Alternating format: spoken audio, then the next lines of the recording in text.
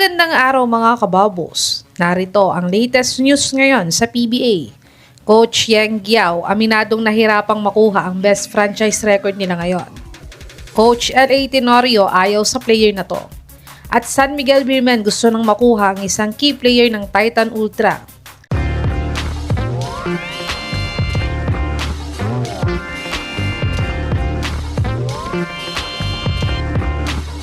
Ang rain or shine nga ay tinalo ang powerhouse team na San Miguel Beermen last Wednesday. At nakuha nga nila dito ang 5-game winning streak nila at sila na lang ang team na wala pang talo ngayon sa PBA. Kaya dahil dito nga ay nakuha nila ang best start nila sa franchise history nila. At nasabi naman ni Coach Yeng na lahat daw ay mahirap ang dinaanan nila. Lumaban daw sila ng walang import kontra kay Bobo sa TNT. Walang import sa buong game kontra Meralco. At nag-lead daw sila ng 25 points kontra sa SMB ngunit naubos sa fourth quarter. Pero naipanalo pa din daw nila ito sa dulo. Kaya't congrats nga sa bagong achievement ng Rain or Shine sa franchise history nila. Sana ay magtuloy-tuloy nga ang success nila hanggang PBA playoffs. Dumako naman tayo sa balitang may ayaw daw na player si Coach L.A. Tenorio ngayon. Ang Magnolia Hotshots nga ay may 2-game winning streak ngayong linggo. Ito ay matapos nilang tambakan ng Terra Firma G Plus Tuesday. Pero nasa may ilalim pa din sila ng standings ngayong conference. Ito ay dahil na din sa may 3-game losing streak nila sa mga unang laro nila.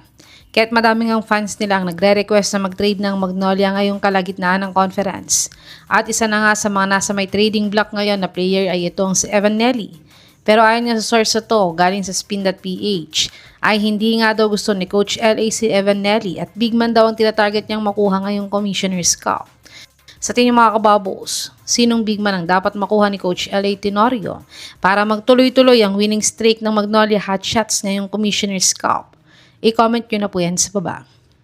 Dumako naman tayo sa balitang gusto na daw makuha ng SMB ang isang key player ng Titan Ultra. Ang Titan Ultra nga ay nanalo kontra sa Blackwater Bossing sa score na 102-98 last Wednesday. At ang best player ng sa larong ito ay si Joshua Munson na nagtala ng 25 points, 4 rebounds at 4 assists sa panalo nila.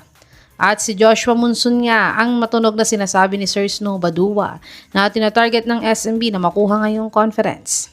At ayon naman sa source na to, ay balak na daw i-offer ng SMB si Wami Chong Son at Chris Miller sa Titan Ultra kapalit ni Joshua Munson. Pero hinihintay pa daw nila ang green light ng SMB management para ipasa ito sa Commissioner's Office. Si Munson ay nag-average ng 20.8 points, 4.4 rebounds, 3 assists, 1.6 steals, 33% 3-point shooter at 74% free throw shooter sa kanyang ongoing PBA 50th Commissioner's Cup. Sa tingin mga kababos, fair trade ba ang Johnson at Miller kapalit ni Munson o dapat i-revise nila ito? I-comment nyo na po yan sa baba.